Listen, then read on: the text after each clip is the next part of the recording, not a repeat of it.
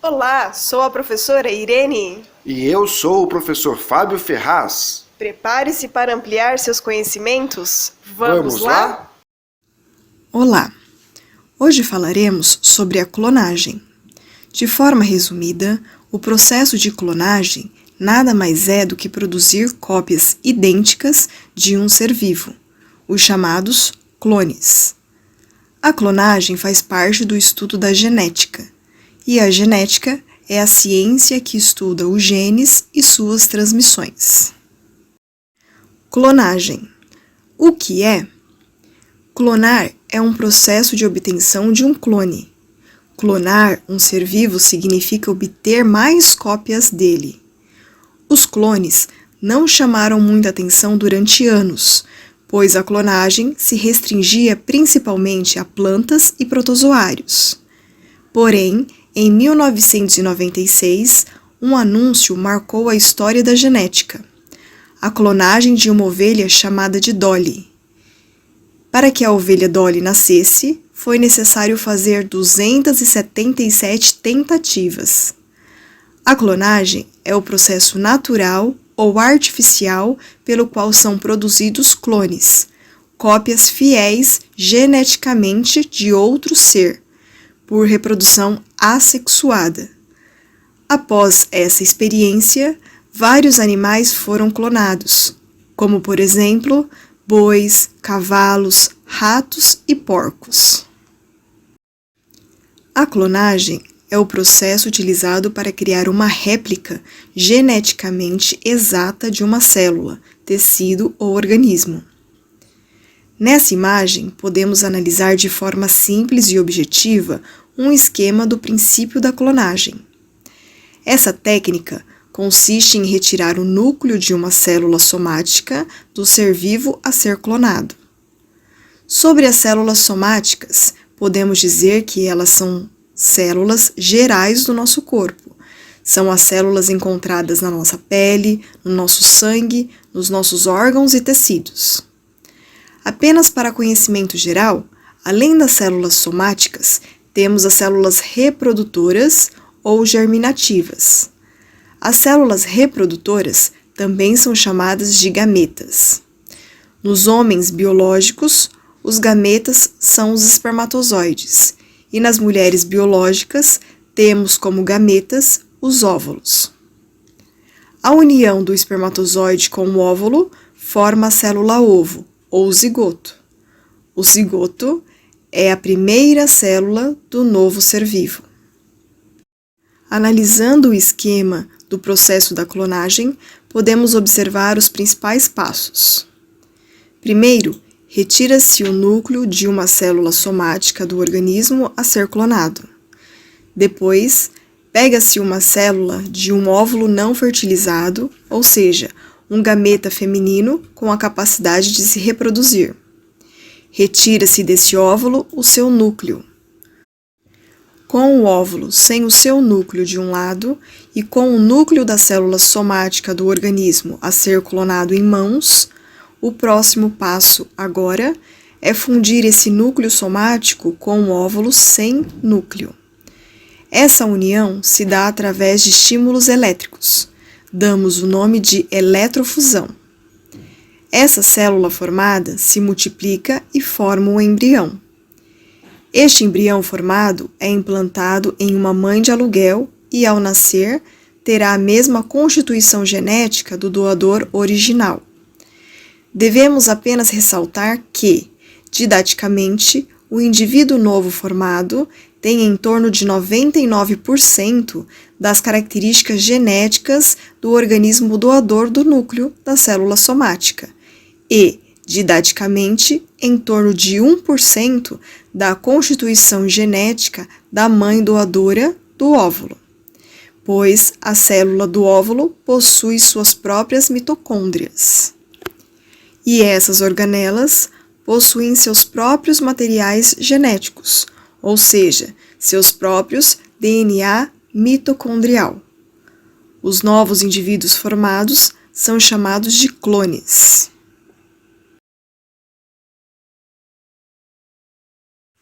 Vamos analisar a imagem ao lado e vamos comentar o passo a passo. As células somáticas são retiradas da doadora ovelha 1. Essas células são cultivadas em laboratório. De uma outra doadora, colhe-se um óvulo não fertilizado, ovelha 2. O núcleo contendo DNA é retirado do óvulo. A célula cultivada é fundida ao óvulo por meio da corrente elétrica eletrofusão. Agora temos o óvulo fertilizado com uma nova informação genética. Óvulo sem núcleo da ovelha 2, mais núcleo da célula somática da ovelha 1. Esse óvulo vai se desenvolver até a fase de blástula, embrião com mais de 100 células, onde estão as células tronco, capazes de se diferenciarem em outros tipos celulares. O embrião foi implantado em uma terceira ovelha, a ovelha mãe barriga de aluguel, ovelha 3. Após a gestação, mais ou menos 152 dias, nasceu a ovelha clone Dolly. Devemos observar, portanto, que nesse processo foram utilizadas 3 ovelhas. A primeira, que é a doadora do núcleo celular, que dará origem ao clone genético.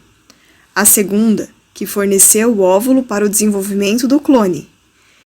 E a terceira ovelha, que foi quem serviu de mãe barriga de aluguel. Apesar do sucesso, a técnica da clonagem na produção da Dolly apresentou alguns pontos de observação. Podemos destacar 3 principais. Primeiro, a ovelha Dolly não era tão idêntica ao doador do núcleo. Apesar de herdar da ovelha escura o DNA contido nos cromossomos do núcleo da célula mamária, ela também herdou da ovelha branca o DNA contido nas mitocôndrias, organelas que ficam no citoplasma das células. Segundo, com o passar do tempo, foi percebido que Dolly apresentava as extremidades dos cromossomos diminuídas, gerando envelhecimento celular precoce. Devido ao envelhecimento, Dolly sofria de artrite no quadril e no joelho. Sugere-se que isso ocorra pelo fato de que ela tenha sido criada a partir de uma célula adulta de 6 anos, idade da ovelha doadora do núcleo, e não de um embrião. Terceiro, a Dolly foi sacrificada aos 6 anos de idade, depois de uma vida marcada por envelhecimento precoce e doenças. Em seus últimos dias, Dolly estava com uma doença degenerativa e incurável nos pulmões. Os problemas de saúde de Dolly levantam dúvidas sobre a possibilidade da prática de copiar a vida. Na figura ao lado superior, temos 2 tipos básicos de DNA da nossa espécie. O de cima, que é o principal, é o DNA celular. Esse DNA celular é o material genético que forma os nossos 46 cromossomos. Esses 46 cromossomos constituem o nosso material genético básico. Esse DNA se encontra no interior do núcleo celular. E nessa mesma imagem, um pouco abaixo, temos o DNA mitocondrial. Esse material genético é específico das mitocôndrias dos óvulos das mães biológicas e, portanto, o DNA mitocondrial é sempre materno. As mitocôndrias são organelas responsáveis pela respiração celular, ou seja, produzir ATPs, que são moléculas de energia biológica. O DNA mitocondrial é caracterizado por um cromossomo circular.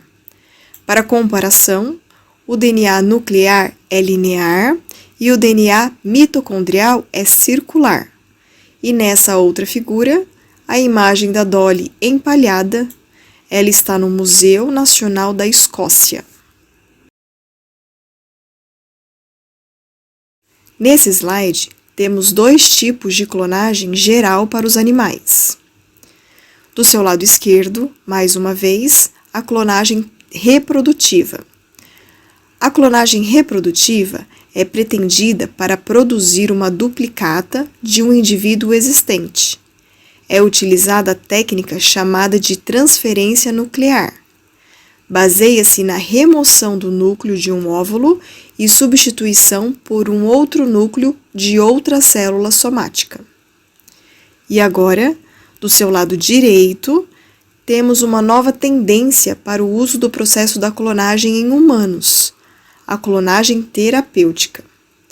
A clonagem terapêutica é um procedimento cujos estágios iniciais são idênticos à clonagem para fins reprodutivos.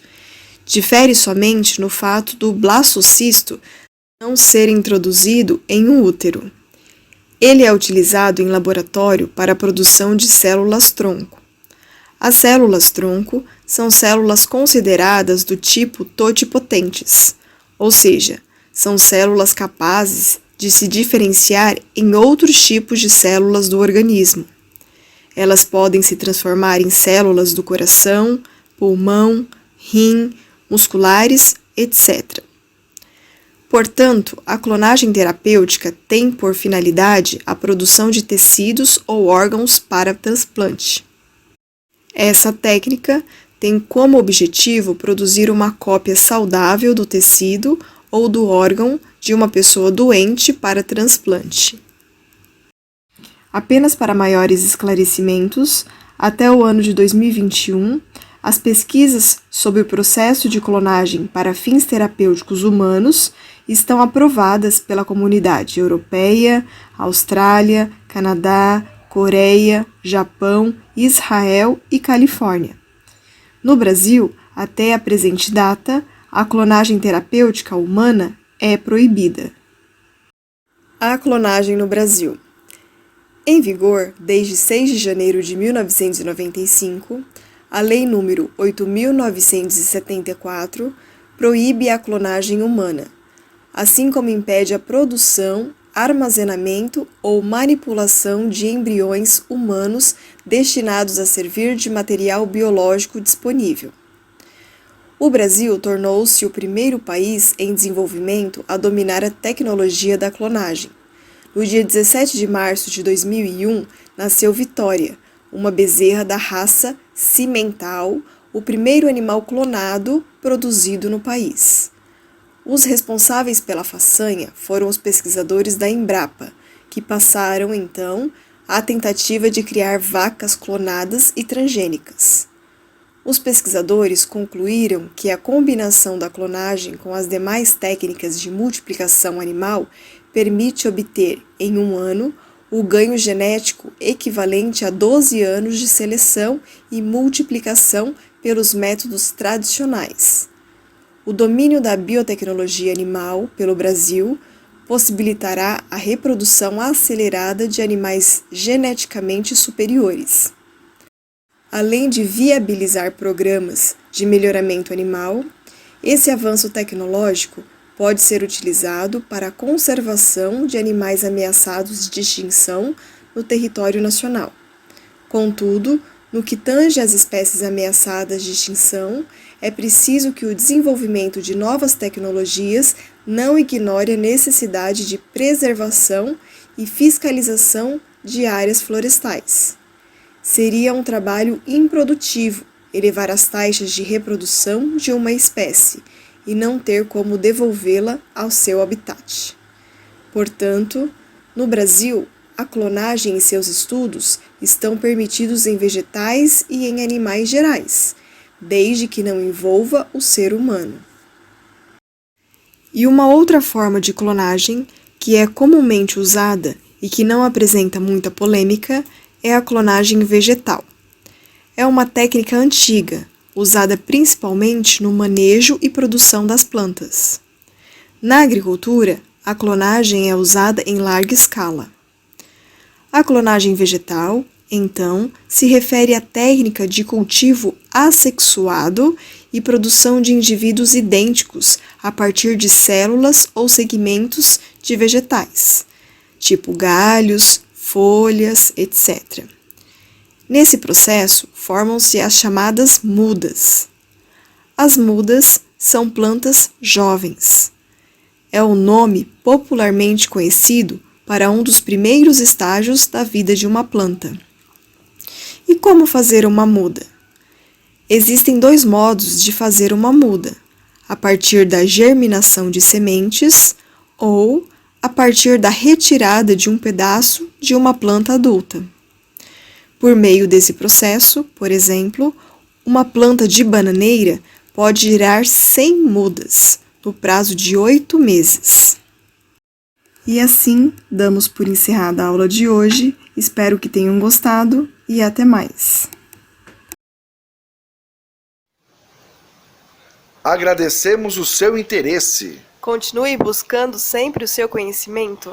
e continue a assistir às nossas aulas. Até mais!